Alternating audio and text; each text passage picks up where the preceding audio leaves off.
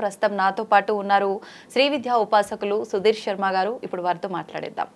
నమస్కారం అండి. నమస్తే అండి. ఇప్పుడు మనం భగవంతుడికి దగ్గరలో ఉండాలి అని అంటే మంత్ర జపం చేసుకోవచ్చు, ఆధ్యాత్మిక పరంగా ఉండాలి అంటే ఖచ్చితంగా మనకు ఇష్ట దైవాన్ని తలుచుకుంటాము, మనసులో జపం చేసుకుంటాము, రకరకాలుగా ఉంది. ప్రత్యేకించి మరి ఆలయాలు ఎందుకు? ఇప్పుడు మనకు అనుకుంటాం కదా అంతటా గాలి ఉంది, కానీ మరి పంక్చర్ అయితే మన పంక్చర్ షాప్కి వెళ్ళాలి. అలా అని చెప్పి గాలి వచ్చి కూర్చోదు కదా, టైర్లో వచ్చి కూర్చోదు కదా గాలి. కాబట్టి ఆలయం వచ్చి మనకు ఆధ్యాత్మిక పరిపక్వత, ఒక స్పిరిచువల్ మెచ్యూరిటీ అంటాం కదా, అందుకే మనకి ఏది ఆన్సర్ చెప్పకుండా వదిలిపెట్టలేదు. అగ్నిర్దైవం ద్విజాతీనాం మునినాం హృది సంస్థితం ప్రతిమా స్వల్ప బుద్ధీనాం సర్వస్య విదితాత్మనాం. బ్రాహ్మణుడికి అగ్ని దైవము, వాళ్ళ అగ్ని ద్వారా కర్మలు చేయాలి. ఋషులు మునులు ఉంటారు కదా, వాళ్ళకి హృదయం వాళ్ళకు దైవంతో సమానం, వాళ్ళ మనస్సు, వాళ్ళు ఎప్పుడు మనసును కంట్రోల్లో పెట్టుకుంటారు. ప్రతిమా స్వల్ప బుద్ధీనాం, కొంచెం మానవులకు మనలాంటి వాళ్ళకి దేవుడు అంటే ఎలా ఉంటాడంటే, నువ్వు పదరా బాబు, 4 చేతులు ఉంటాయి, చేతిలో శంఖం చక్రం గదా ఉంటాయి, కిరీటం ఉంటుంది, ఒక పెద్ద కట్టడం ఒక స్ట్రక్చర్ ఉంటుంది అని వెళ్ళి వాడికి చూపిస్తే, అలాంటి వాడికి ఓహో దైవం అంటే ఇలా ఉంటాడా, వాడికి ఒక కనువిప్పు కలిగి మనసులో ఊహించుకోవడానికి వాడికి అలాంటి ఒక ఆకారం చూసి వాడు కదిలింపబడతాడు. సో దేవాలయాలు వచ్చి శక్తి కేంద్రాలు. ఒక మనకు ఆగమ శాస్త్రం ప్రకారం ఒక పూజా పద్ధతి, తర్వాత కల్చరల్ ఒక సంగీత శాస్త్ర విషయ చర్చలు, హరికథలు, ఇవన్నీ మనకు ఆధ్యాత్మికతను పంచిపెట్టడానికి దేవాలయాలు కావాలి. తర్వాత ఏంటి, సర్వత్ర విదితాత్మనాం, ఆత్మజ్ఞానం ఉన్నవాడికి భగవంతుడు అన్ని చోట్ల కనిపిస్తాడు. వాడెవడు అంటే ప్రహ్లాదుడు, అంతటా ఉన్నాడు స్వామి అని చెప్పాడు. ఉన్నాడా స్తంభంలో అంటే ఉన్నాడు, కొట్టు అంటే బయటకు వస్తాడు. అంటే అంతటి మెచ్యూరిటీ మనకు లేదు. మనం కొంచెం గోడ మీద పిల్లలాగా అటు ఉండొచ్చు ఇటు ఉండొచ్చు.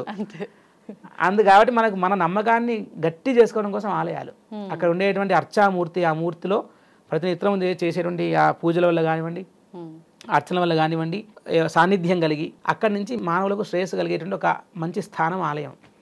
అక్కడ ఏం జరుగుతుంది, ప్రాణప్రతిష్ఠ జరుగుతుంది. విగ్రహం కనిపిస్తుంది, కానీ దేవతలు ఏ రూపంలో ఉంటారు అంటే మంత్ర రూపంలో ఉంటారు. సో అలాంటి మంత్ర రూపం చేత దేవతల యొక్క అనుగ్రహం కలిగి మనం బాగుంటాం. అందువల్ల ఆలయాలు. అయితే ప్రతి ఒక్క ప్రాంతంలో ఆ ప్రాంతానికి తగ్గట్టుగా ఒక అమ్మవారు అలా ఉంటుంది. విదేశాల్లో కూడా ఆలయాలు ఉంటాయండి. ఇప్పుడు నేను ఉండేది ఆస్ట్రేలియా కాబట్టి అక్కడ ఆలయాలు ఉన్నాయి. అది క్రిస్టియన్ కంట్రీ కాబట్టి కొంచెం ఛాలెంజింగే. వాళ్ళు చాలా రూల్స్ అవి చూస్తారు. అందరూ నివాస స్థలాల్లో ఆలయాలు కట్టడానికి లేదు. ఇప్పుడు సిడ్నీలో మనకి పెద్ద ఆలయం ఉంది, హెలెన్స్బర్గ్ అని. అది ఊరికి చాలా దూరంగా ఒక సముద్రం పక్కన కట్టారు. తర్వాత మిగతా ఆలయాలన్నీ కూడా అక్కడ వాళ్ళు చర్చలు అమ్మేసుకుంటూ ఉంటారు. ఎవరు వెళ్ళక డివోటీస్ చర్చెస్కి చర్చలు అమ్మేస్తారు.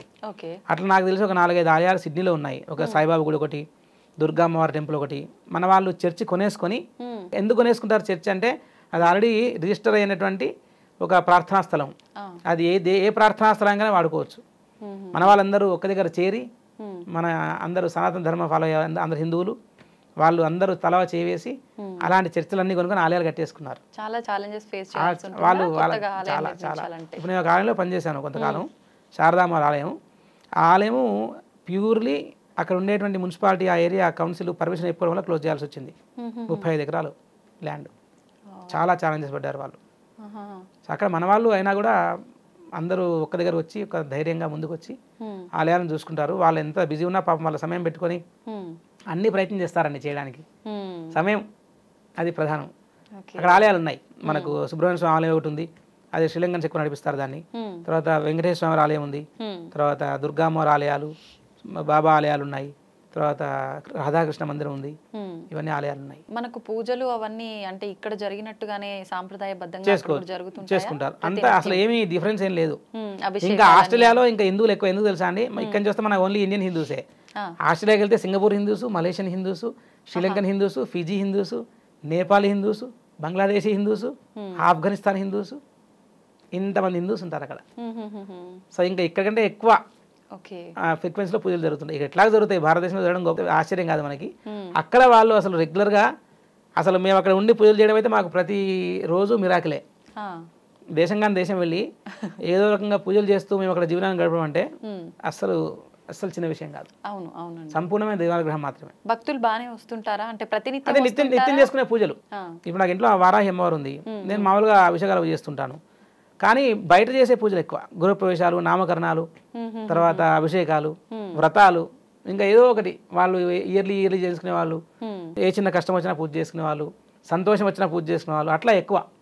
అట్లా రెగ్యులర్గా చేసుకుంటూ ఉంటారు. ఇప్పుడు మనకు శ్రావణ మాసం వచ్చిన ఇట్లా అమ్మవారికి సంబంధించిన పూజలు ఇలాంటివి చాలా మంది లేడీస్ మీలాంటి పండితుల్ని పిలవకుండానే ఎవరికి వాళ్ళు ఓన్ గా చేసుకుంటుంటారు మన దగ్గరే. చాలా మంది చేసుకుంటున్నారు. ఇప్పుడు మరి మనకు విదేశాల్లో చూస్తే పండితుల కొరవ చాలా ఉంది కాబట్టి ఎవరికి వాళ్ళు చేసుకునే అవకాశం చాలా వరకు ఉంటుంది. అలాంటి పూజలు లెక్కలోకి వస్తాయంటారా? లెక్కలోకి వస్తాయి. చిన్న విషయం ఏంటంటే అదే మనం దాని ఆ పర్టికులర్ మంత్రాన్ని ఆ పుస్తకాన్ని తెలుగు బాగా వచ్చి చేసుకోగలదు, తప్పేం లేదు. ఇంకా మరి ఆప్షన్ లేకుండా ఏం చేస్తాం మనం? ఖచ్చితంగా వస్తాయి. మనం చేసే ఏ పూజ అయినా సరే వృధా పోదు. మీరు ఏ మంత్రం రాకున్నా ఏమి రాకున్నా స్వామి నువ్వే కాపాడని చెప్పి ఒక చిన్న పుష్పం పెట్టినా కూడా అది పూజనే. మన శ్రద్ధ, మన కాన్షియస్, మనం ఎంత గట్టిగా ఆయన పిలుస్తున్నాము అనేది విషయం. కాబట్టి అలాంటి పూజలు కూడా తప్పులు లేకుండా చదువుకుంటే ఖచ్చితంగా లెక్కలోకి వస్తాయి. మహాలక్ష్మి అనుగ్రహం కూడా కలుగుతుంది. సంతోషం అండి. చాలా మంచి మంచి విషయాలు తెలియజేశారు. నిజంగా ముఖ్యంగా విదేశాలు అనేసరికి చాలా డౌట్స్ ఉంటాయి.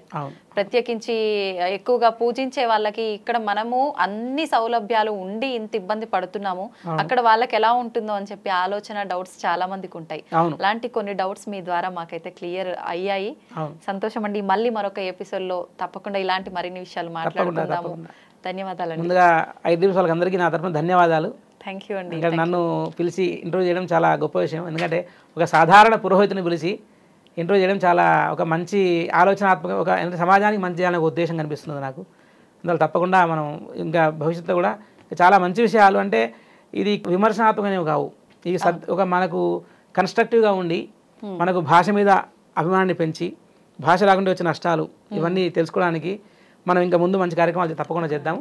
ముందుగా మీ అందరికీ చాలా చాలా చాలా కృతజ్ఞతలు. మీరు సాధారణ పురోహితులు అన్నారు కానీ మీలాంటి జ్ఞానం తెలిసిన వాళ్ళు మాకు ఎప్పటికీ గొప్పవారే అండి. మీ నుంచి మేము ఇలాంటివి తెలుసుకోవడం చాలా సంతోషం నిజంగా. శ్రీమాత్రే నమః. ధన్యవాదాలు.